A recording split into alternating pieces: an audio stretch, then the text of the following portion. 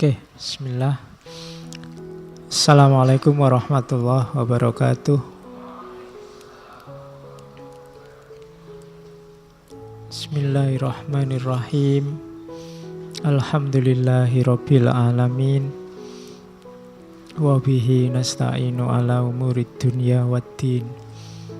Allahumma sholli wa sallim wa barik ala habibina wa syafi'ina Sayyidina wa maulana Muhammadin wa ala alihi wa ashabihi wa man tabi'ahum bi ihsanin ila yaumiddin. Bismillah, kita lanjutkan ngaji filsafat kita. Malam ini kita bertemu manusia alternatif bagian akhir. Malam ini kita ketemu Raden Mas Panji Sosrokartono. Oke, kita mulai ngaji filsafat kita. Cuma saya ingatkan lagi, sering saya ingatkan, yang pertama, ngaji filsafat ini baik menurut kita. Harus ingat ini baik menurut kita. Mungkin ada orang yang tidak suka karena mungkin tipe dan stylenya beda. Kemudian seandainya toh ngaji ini memang baik, ketika kita jalankan, tidak jaminan kebaikannya utuh. Karena mungkin kita ada pamrih-pamrih, kita ada tujuan-tujuan yang tidak cocok sama nilai kebaikan yang dibawanya. Jadi jegalan kedua, kalian ngaji ini ikhlas apa punya pamrih. Kalau pamrihnya tidak cocok, amal perbuatan yang semula baik, hasilnya juga kebalikannya, bisa jadi jelek. Seandainya kalian sudah, Pak, saya tahu ngaji itu baik dan saya ikhlas ngajinya, masih ada jegalan yang ketiga, tidak mesti diterima sama Allah. Jadi masih bisa ditolak. Entah karena apa, wong Allah itu yang punya hak prerogatif atas segalanya. Jadi bisa jadi nanti kita sudah baik, sudah ikhlas, mungkin entah karena apa ternyata tidak diterima. Kan banyak cerita-cerita begitu. Sudah ulama, sudah wali, mungkin hanya karena salah kecil terus menyebabkan Allah murka. Maka pesan dalam banyak kitab sufi adalah jangan bersandar pada amal. Sandaranmu tetap harus pada Allah. Dan malam ini kita ketemu orang yang punya sandaran sangat kuat, yang punya keteguhan prinsip yang luar biasa. Beliau Raden Mas Panji Sosrokartono. Mungkin teman-teman pernah dengar nama ini, atau mungkin juga belum. Ya, dengarnya di awal-awal pengumuman ngaji filsafat itu. Terus sekarang baru ingin tahu. Padahal ini tokoh yang luar biasa. Ini malam ini kita akan bertaburan kalimat-kalimat bahasa Jawa. Maka yang TOEFL-nya bahasa Jawanya ndak apa nek bahasa Jawa? J. Tujelnya ndak bagus. Iya, harus siap-siap. Yo nanti saya terjemah nih, siapa tahu keliwatan karena saya sendiri orang Jawa, jadi pokoknya merasa sudah ngerti aja. Jangan-jangan kalian tidak. Yo nanti kalau ndak ngerti diingatkan, keliwatan diingatkan. Jadi Sosrokartono ini beliau kakak kandungnya ibu kita Kartini. Kakak kandung dari sekitar 11 bersaudara. Putrane Bupati Jepara.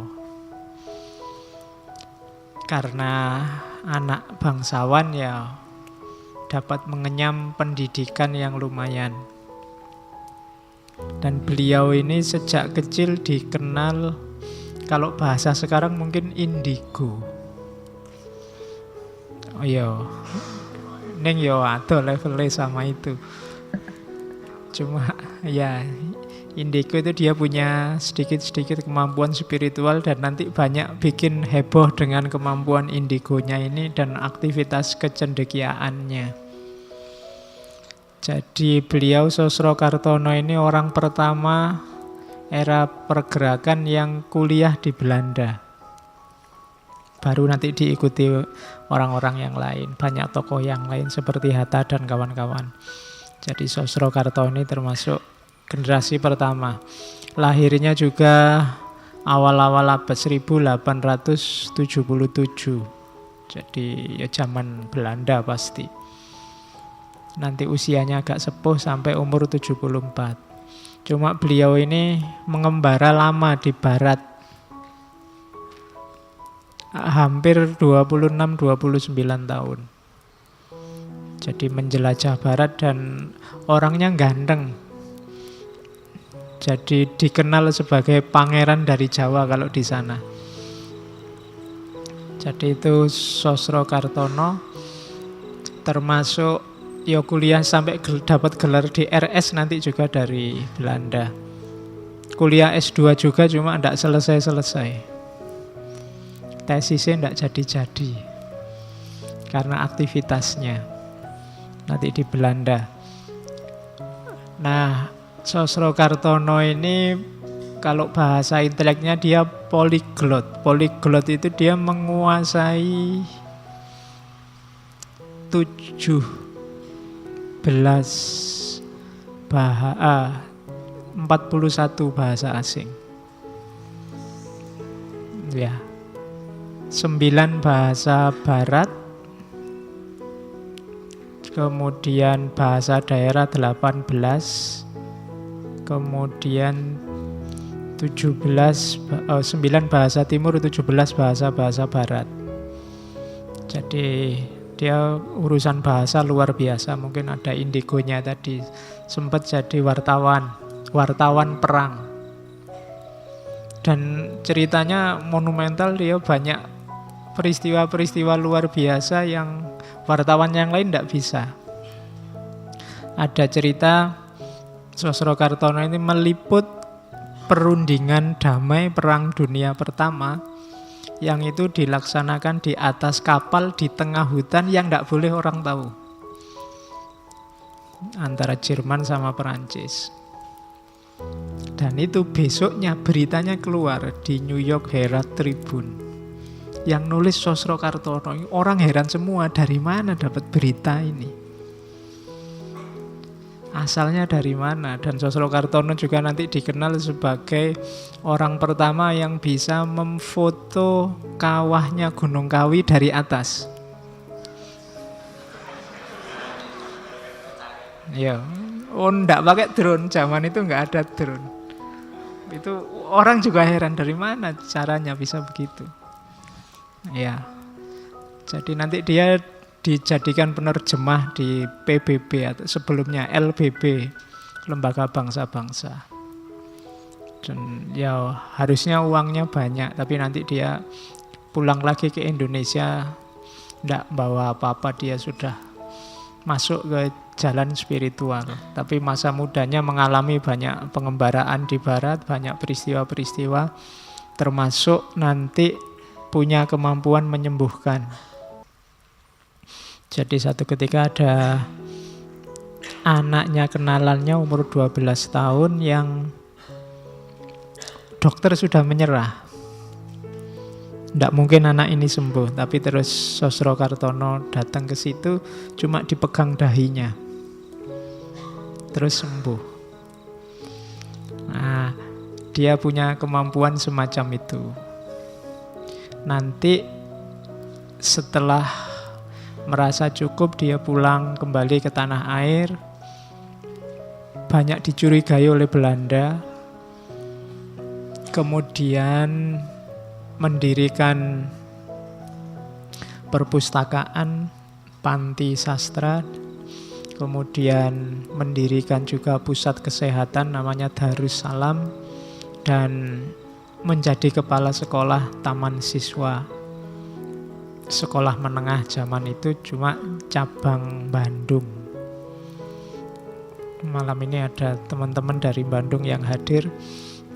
Semoga masih ada pusat kesehatan dari Sosrokartono itu, saya tidak tahu, yang namanya Darussalam.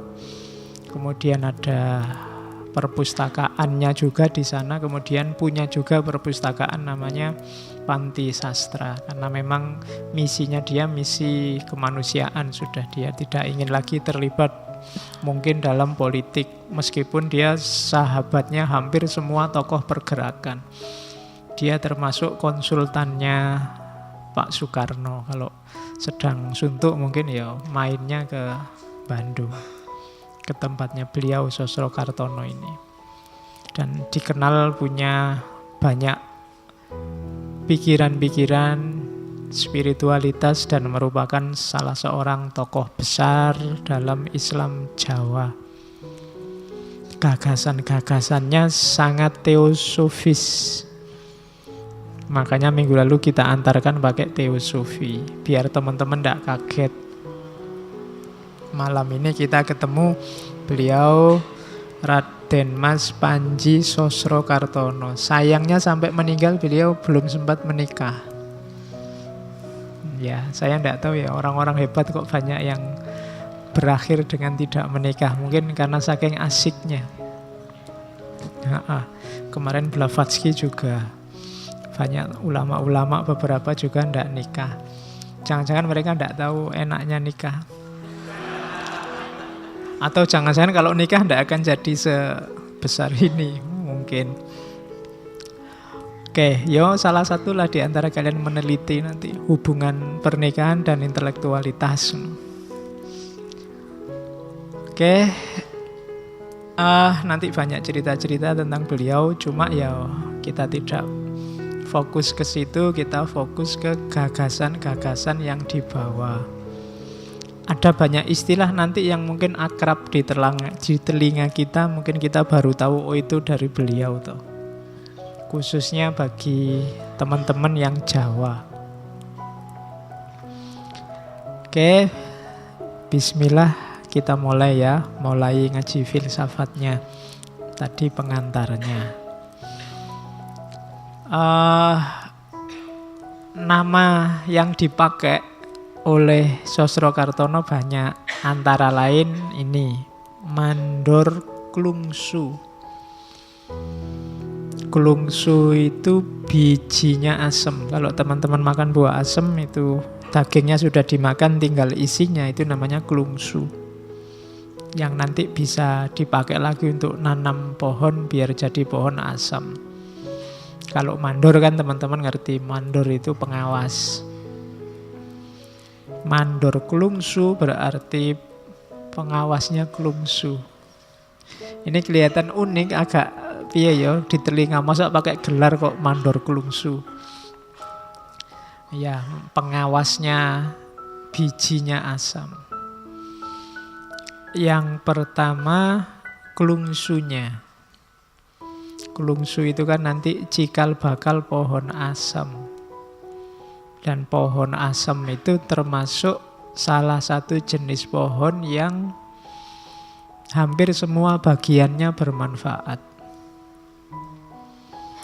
Daunnya, buahnya, kayunya, bahkan kehadirannya pohon itu, kalau zaman dulu kan ditaruh di pinggir-pinggir jalan besar itu.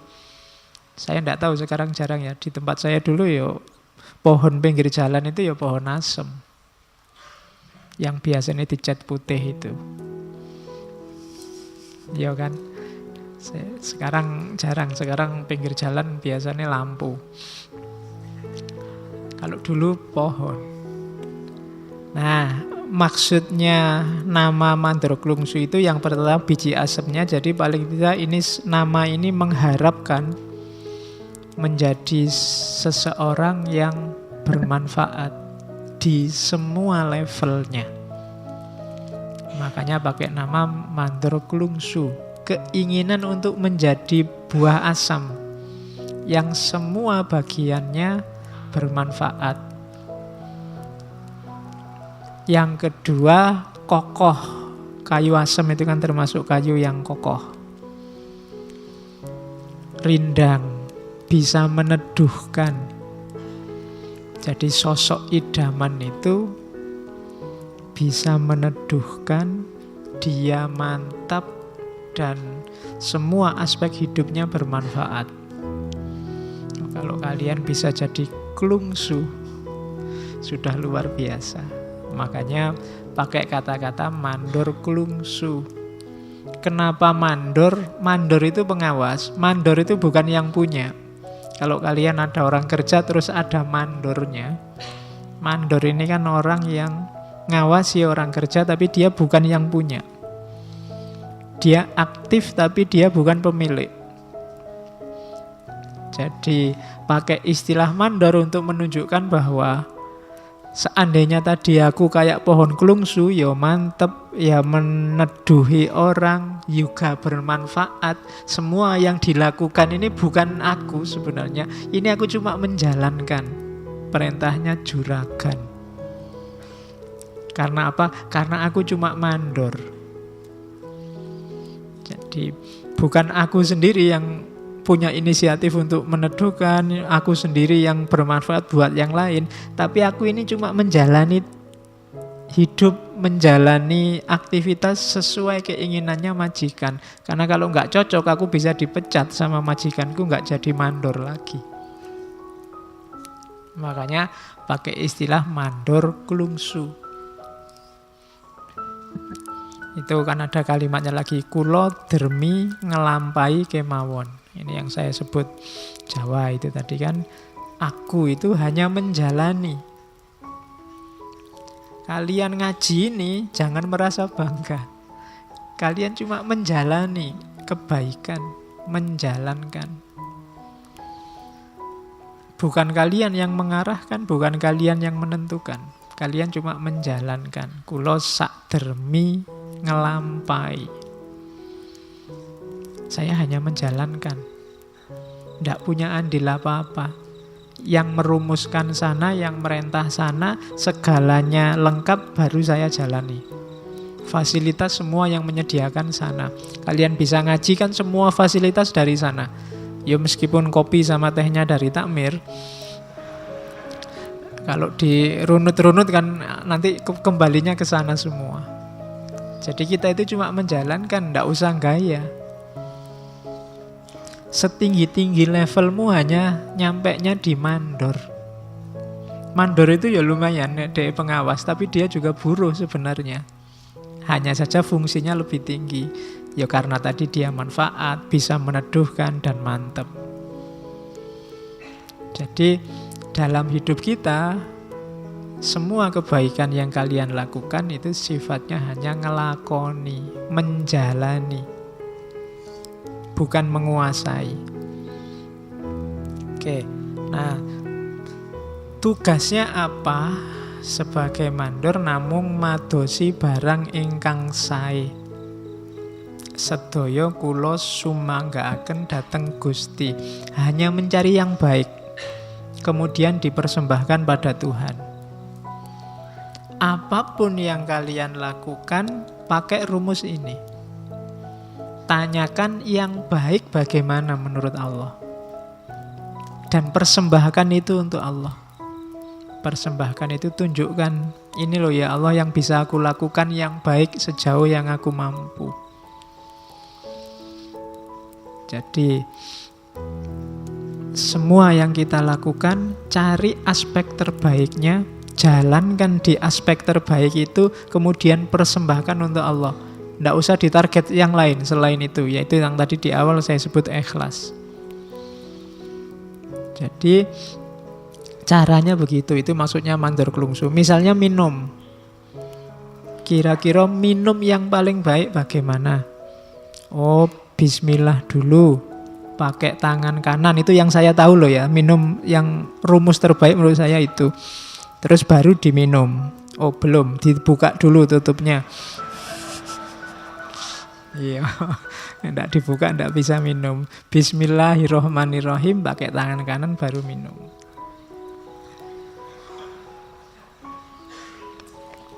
Saya menjalankan minum dalam aspek terbaik yang saya tahu tentang minum. Dan ini loh ya Allah, saya ikuti aturanmu, persembahkan semuanya pada Allah. Itu penjabaran jauhnya mandor klungsu. Makanya tambah terus ilmumu biar kalian tahu mana jalan yang terbaik.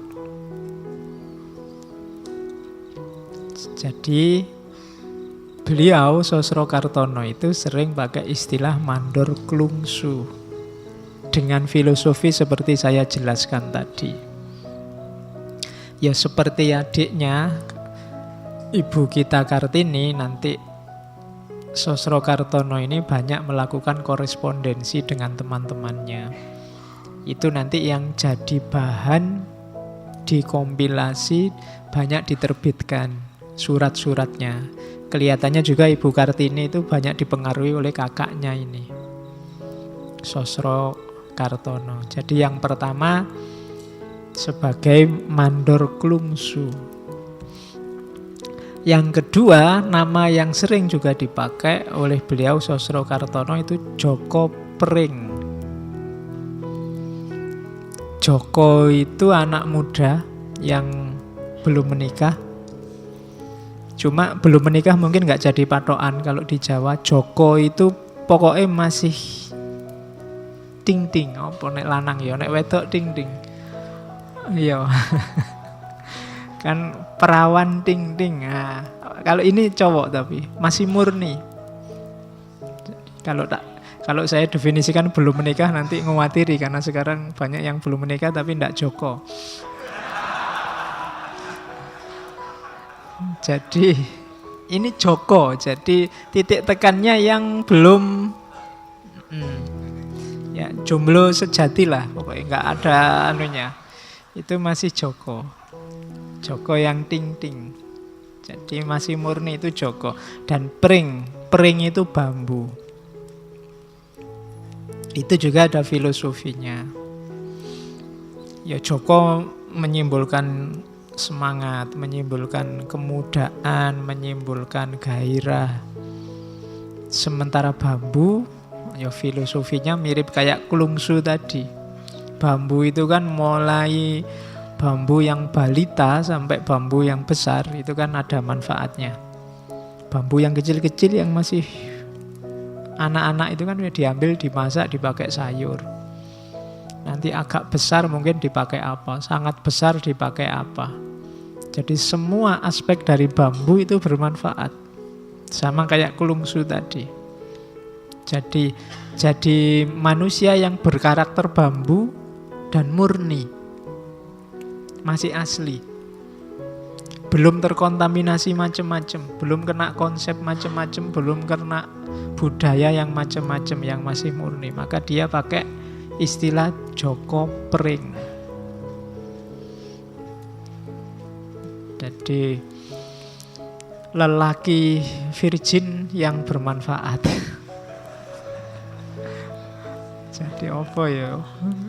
Istilahnya susah kalau cowok.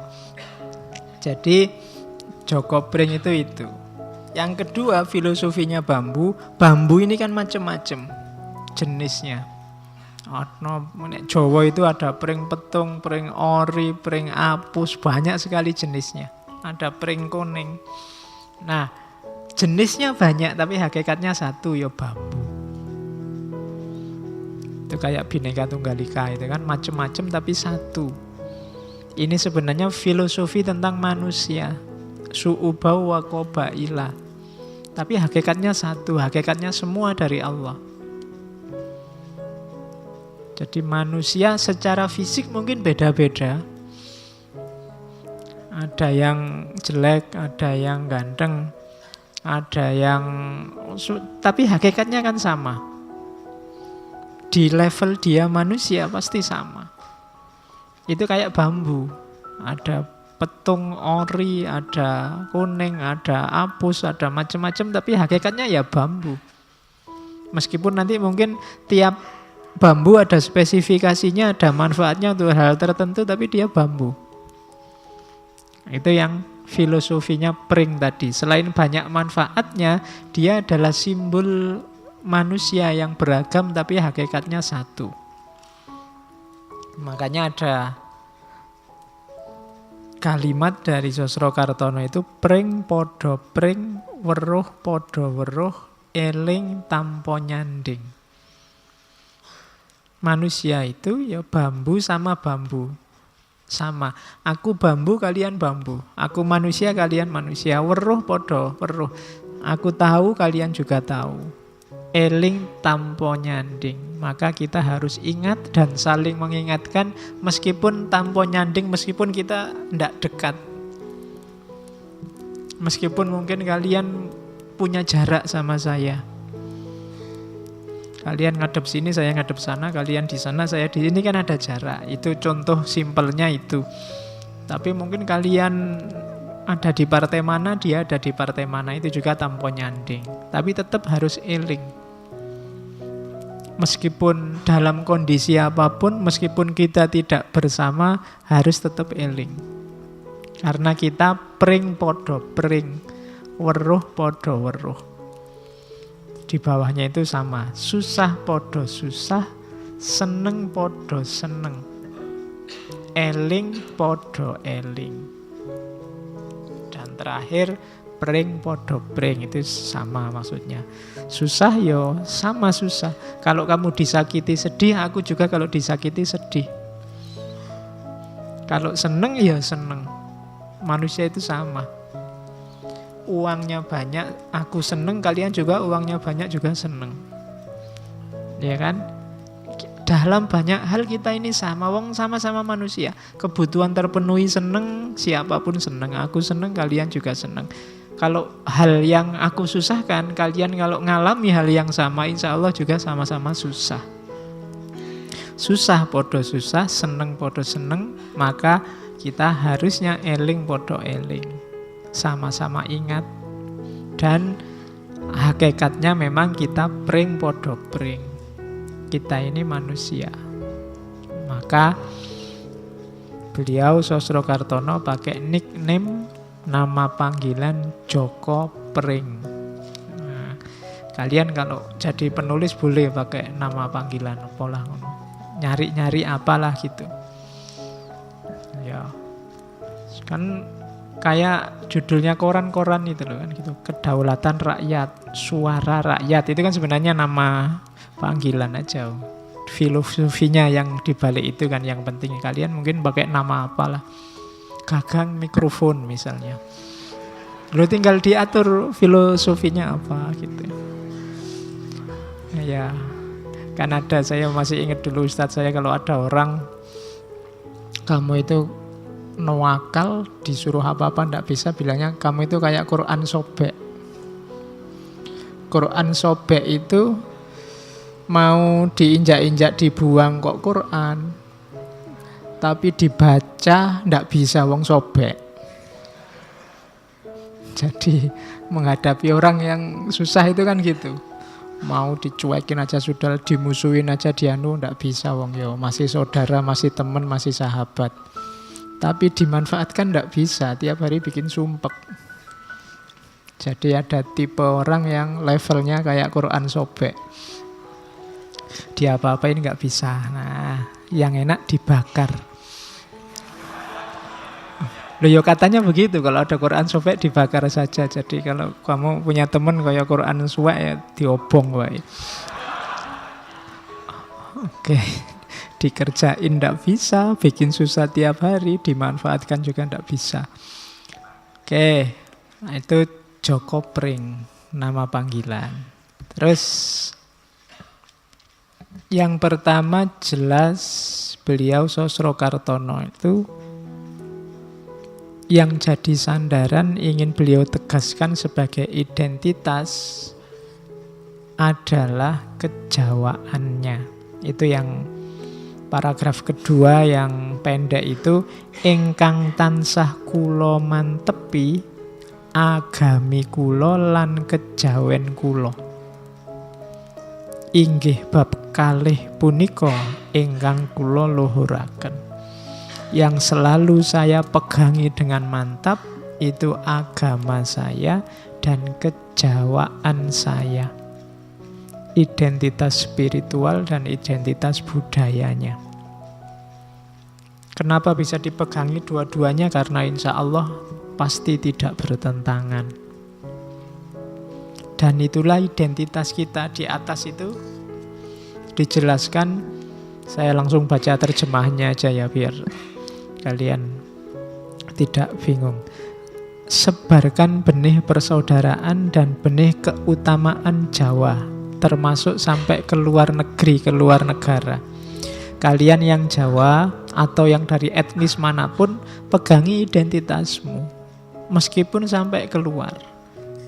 Saya, katanya Sosrokartono, mendatangi para raja tetap mengenakan baju takwa lurik. Ya, baju kayak orang Jawa yang aslinya kerah-kerah Cina itu, baju takwa yang lurik. Dia kemana-mana termasuk ketemu raja pakai itu. Nggak mentang-mentang ketemu rajanya dari Eropa, ya terus harusnya pakai jas atau pakai apa. Nggak. Ya identitasnya aja. Jadi pakai baju takwa lurik dengan tenunan sinjang dan tidak malu meluhurkan pusaka dan wasiat warisan Jawa. Karena itu identitas kita. Malah hal itu membuat saya tampak mewah. Jadi elit. Kalau nggak percaya besok kamu ngaji pakai belangkon, pakai surjan. Nanti kan banyak yang moto. Iya, kalian jadi elit, jadi mewah, ndak apa-apa. Nanti kalau banyak yang begitu, akan jadi biasa. Dan untungnya identitas semakin kuat. Jadi malah membuat saya tampak mewah. Dan itu cerita tentang Putri Langkat, karena Sosrokartono pernah diundang oleh Raja Langkat untuk menyembuhkan keluarga kerajaan. Kanjeng Ratu Putri Langkat sampai berkehendak memberi sesuatu pada saya sebagai tanda mata. Dibuatkan sendiri olehnya. Mengambil contoh dari pakaian takwa. Jadi Putri Langkat itu mau ngasih hadiah Sosrokartono, mau dibikinkan baju dan dibikinkan baju takwa versi Jawa yang sudah biasa beliau pakai. Katanya Sosrokartono, begitu terkenalnya pakaian takwa. Oleh karena itu orang hidup tidak boleh menghina pusaka warisan sendiri. Mila tiyang gesang menika mboten kenging ngina pusaka wasiatipun piyambak. Itu sama dengan kalian meludahi mukamu sendiri, karena itu identitasmu. Bahwa kamu masih belum mampu menjalankan adat tradisi budaya itu, ya tidak masalah, asal kamu jangan menyepelekan, merendahkan. Karena itu adalah identitas kita.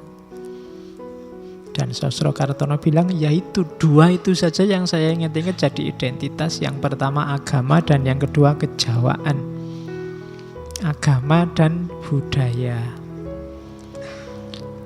Oke, jadi ini rumusnya. Sejak awal kita harus punya prinsip-prinsip yang jadi dasar identitas kita.